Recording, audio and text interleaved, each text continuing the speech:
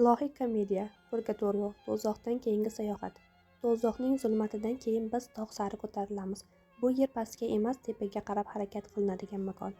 Arof, baland va sirli tog'. Uning etagida kutish, cho'qqisida poklanishlar bor. Ruhlar azob chekadi, lekin umidsiz emas.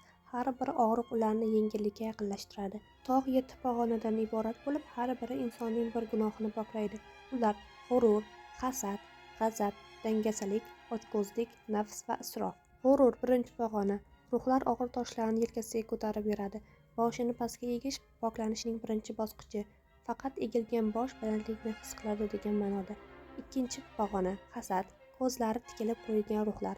Hayotda boshqalarning baxtiga hasad bilan qaragan qalb endi ko'rmaslik orqali tozalanadi. Har bir qadam bilan ular o'z qalbini yengil va pok qiladi. Keyingi postda Purgatorioning qolgan 5 pog'onasi haqida gaplashamiz.